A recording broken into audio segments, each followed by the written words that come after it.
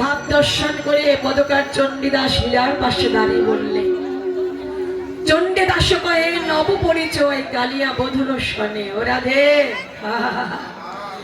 এখন কাদার কি হয়েছে? এই তো নতুন পরিচয়, কেবল নব পরিচয় হলো। সারা জনমে তোমার কৃষ্ণ বলে কাঁদিতে হবে, কারণ এই জগতে কৃষ্ণ ভালোবাসার এই পরিণাম। জগতে যারাই কৃষ্ণ ভালোবাসে তাদের এই জগতে এই পরিণাম হয়। তাদের যে সারা জনম পথে পথে দাঁড়ে দাঁড়ে কৃষ্ণ বলে কাঁদিতে হয়।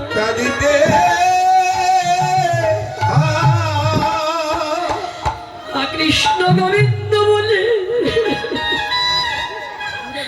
একবার গোবিন্দ কৃপা করো বলে, গোবিন্দ কৃপা করো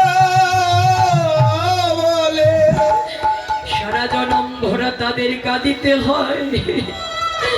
কারণ এই জগৎ মাঝে ভক্তের কৃষ্ণ বলা কাঁদা বিনা যে আর গতি নাই।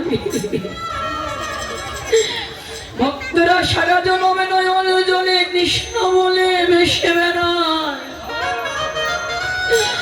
এই জগতে ভক্তের জীবনে সম্বলই থাকে কেবল দুটি নয়নের জল। নয়নের জল, নয়নের জল ছাড়া তো আর ভগবানকে দেবার কিছু থাকে না। তাই তো ভক্তরা সদাই কেঁদে কেঁদে বলে, হে গোবিন্দ, হে গোবিন্দ, তুমি এই জীবনে আমার সুখে রাখো, দুঃখে রাখো, ভালো কিংবা মন্দে রাখো, আমায় আলোতে কিংবা আধারে রাখো, যেখানে যেভাবে রাখো না কেন, আমায় তুমি গৃহে রাখো, মনে রাখো। গোবিন্দ, তোমার চরণে আমার এই নিবেদন, যেখানে যেভাবে রাখো না কেন, থাকি না কেন, আমি যেন সদাই নয়ন জলে তোমার